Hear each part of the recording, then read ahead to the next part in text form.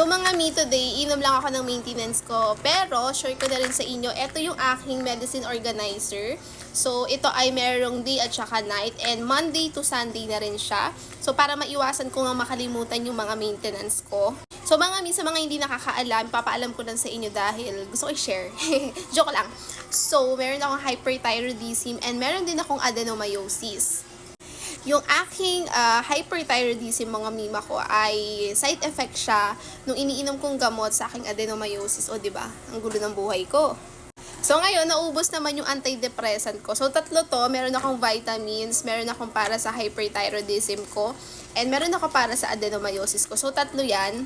So, before kasi mga mi, meron akong giniinom na panggabi. Ngayon, wala na siya. So, naubos. Kaya ginagawa ko, nilalagyan ko na lang siya ng, nire-refillan ko na lang tong night para hindi ako refill araw-araw.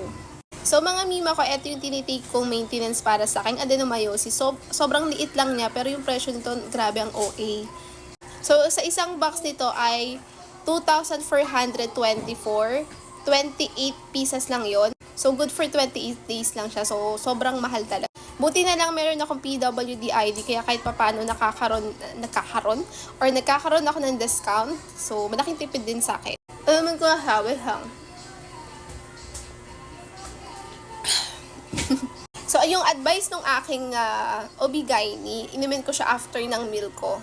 Tapos, etong maliit naman na to mga mima ko, eto naman yung iniinom ko or yung gamot ko para sa aking hyperthyroidism. O, diba?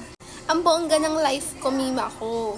So, maliit lang din to. Nakalimutan ko na yung presyo niya, pero medyo pricey din siya.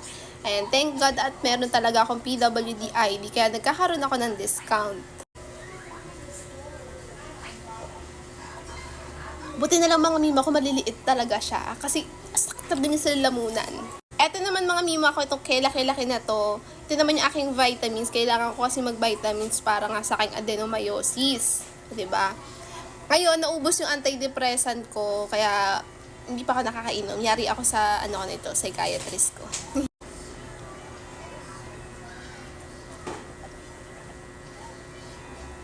Ganun lang ang buhay natin. So mga mima ko, kung gusto niyo ng story time kung bakit, or ako ano yung mga naging sintomas ko nung nagkaroon ako ng hyperthyroidism o di kaya adenomyosis, comment lang kayo dyan, gagawa ko ulit ng story time kasi alam ko yung adenomyosis ko, nagawan ko na yon. Tapos hyperthyroidism ko hindi pa kasi kakadiagnose ko lang nun last year o this year. O diba nakalimutan ko na this year ata ako na-diagnose ng hyperthyroidism. Ay wait! Ngayon lang yun. Ngayong taon lang pala. Last year ko siya naramdaman, yung mga sintomas ng hyperthyroidism ko. Pero na-diagnose lang siya this year. So, ayun na, babay na. Daldal ko.